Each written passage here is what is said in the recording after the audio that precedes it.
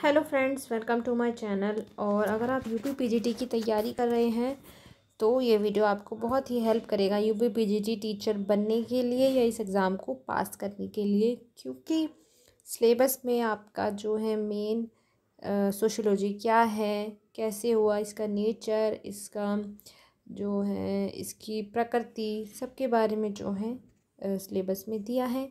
तो हम यहाँ पर समाजशास्त्र का परिचय करते हैं कि समाजशास्त्र का उद्भव कैसे हुआ, समाजशास्त्र क्यों आया, कैसे आया, इसके बारे में आज हम जानेंगे। तो हम पढ़ते हैं। चलिए, आप एक नवीन विषय समाजशास्त्र को पढ़ने की शुरुआत कर रहे हैं। हम इस विषय के संदर्भ में वह सब जानेंगे जो इस स्तर पर आवश्यक है। इसकी शुरुआत हम समाजशास्त्र की एक विषय के रूप में उत्पत्ति से करेंगे और समाज में बनने वाले एवं विकसित होने वाले साधन, तकनीक, यंत्र, परंपराएं, सामाजिक मूल्य इत्यादि तत्कालिक समाज की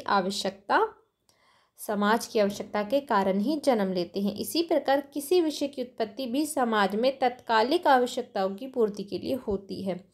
जब मनुष्य की रुचि अंतरिक्ष में बढ़ी तो खगोल विज्ञान का जन्म हुआ। जब मनुष्य की जो है रुचि समुद्र की गहराई को जानने के लिए हुआ तो वो समुद्र विज्ञान का जन्म हुआ। बीमारियों से लड़ने के लिए आयुर्वेद और चिकित्सा विज्ञान का इत्यादि का विकास हुआ। उसी प्रकार हमने समाज की गतिविधियों को समझने के लिए अर्थशास्त्र यानी आर्थिक गतिविधि और राजनीतिक शास्त्र, राजनीतिक गतिविधि इत्यादि का विकसित किया। मतलब ये है कि अगर हमें राजनीति के बारे में जानना है तो राजनीति शास्त्र का जन्म दिया, हमें आर्थिक गतिविधियों को जानना है तो हमने अर्थशास्त्र को जन्म दिया। उसी प्रकार समाज की गतिविधियों को जानने के लिए समाज शास्त्र का अध्ययन या फिर समाजशास्त्र का विकास किया गया। अब बढ़ लेते हैं कि 19वीं शताब्दी के प्रारंभ में, कौन सी 19वीं शताब्दी के प्रारंभ में, याद रखिएगा, इंपॉर्टेंट है। प्रारंभ तक किसी ऐसे विज्ञान का विकास नहीं हुआ जो संपूर्ण समाज का अध्ययन करता हो, किंतु वैश्विक सामाजिक व्यवस्थाओं से बहुत तेजी से परिवर्तन हो रहा था। ठीक है, इसमें से कुछ ऐसी सामाजिक स्थितियां जिन्हें समाजशास्त्र के उद्भव के लिए जिम्मेदार माना जाता है। तो समाजशास्त्र का कैसे जन्म हुआ, इन स्थितियों को इसके विकास में जो जिम्मेदार माना जाता है, इसके उद्भव के लिए। ठीक है, तो 1450 से 1800 के बीच के समय में यूरोप में वाणिज्यिक क्रांति यानी कमर्शियल रेवोल्यूशन आई थी। ठीक है, पुर्तगाल, इंग्लैंड, हॉलैंड और स्पेन जैसे देशों में एशिया के देशों से व्यापार को बढ़ाने की होड़ शुरू हो गई थी। भारत और अमेरिका जैसे देशों की खोज हुई। इससे यूरोप का व्यापार एक वैश्विक व्यापार में बदलने लगा। कागज़ की मुद्रा का विकास हुआ, बैंकिंग व्यवस्था का भी विकास हुआ और मध्यम वर्ग का उदय हुआ। मध्यकालीन यूरोप में पुनर्जागरण हुआ। इसे वैज्ञानिक क्रांति की शुरुआत माना जाता है। चिकित्सा के क्षेत्र में मानव शरीर विच्छेदन को स्वीकार कर लिया गया। रसायन शास्त्र, भौतिक शास्त्र, गणित व खगोल विज्ञान इत्यादि का विकास हुआ था। अब देखते हैं फ्रांसीसी क्रांति, फ्रेंच रेवोल्यूशन। सन 1789 में फ्रांस की क्रांति हुई। याद रखना, बहुत इंपॉर्टेंट है कि फ्रांस की क्रांति कब हुई, 1789 में। जनरल नॉलेज के लिए भी बहुत इंपॉर्टेंट है। ठीक है, तो इसके बाद है कि इस क्रांति द्वारा स्वतंत्रता, समानता और बंधुत्व विचार उभर कर सामने आए। ठीक है, इस क्रांति की वजह से स्वतंत्रता, समानता, प्रभुत्व के विचार उभर कर आए।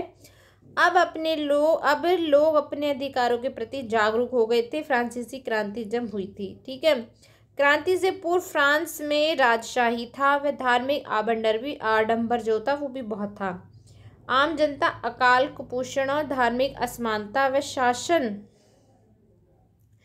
के अत्याचारों से पीड़ित थी। ठीक है, क्रांति द्वारा व्यवस्था बदल गई। जब क्रांति हुई तो व्यवस्था ही बदल गई। जब ये फ्रेंच रेवोल्यूशन हुआ, लोकतंत्र की स्थापना हो गई। ठीक है, फ्रांसीसी क्रांति में मॉन्टेस्क्यू, वोल्टेयर व रूसो, ठीक है, वोल्टेयर, रूसो और मॉन्टेस्क्यू जैसे दार्शनिक विचारकों के विचारों को महत्वपूर्ण योगदान या माना जाता है। इनके विचारों में तार्किकता का विकास हुआ। लोग तर्क के द्वारा सोचने लगे या अपने विचारों को प्रकट करने लगे। ठीक है, फिर है औद्योगिक क्रांति यानी इंडस्ट्रियल रेवोल्यूशन। तो चलिए पढ़ते हैं अब इसे। 18वीं शताब्दी के उत्तरार्ध 19वीं सदी के पूर्वार्ध में यूरोप के कुछ देशों की तकनीक और सामाजिक संस्कृति व आर्थिक स्थितियों में बदलाव आया। ठीक है, इसे औद्योगिक क्रांति का नाम दिया। औद्योगिक क्रांति की शुरुआत इंग्लैंड में मानी जाती है। ठीक है, कहाँ पे मानी जाती है औद्योगिक क्रांति की शुरुआत? इंग्लैंड में मानी जाती है। इस क्रांति ने यूरोप व अन्य देशों के नागरिकों के सामाजिक व आर्थिक जीवन में अनेक बदलाव किए। उद्योगों का मशीनीकरण हुआ, उत्पादन में अत्यधिक वृद्धि हुई थी, पूंजीवाद का विकास हुआ था, औद्योगिक श्रमिकों के रूप में नए वर्ग का उदय हुआ था और लोग कृषि व कुटीर उद्योगों को छोड़कर बड़े उद्योगों में मजदूरी करने लगे थे।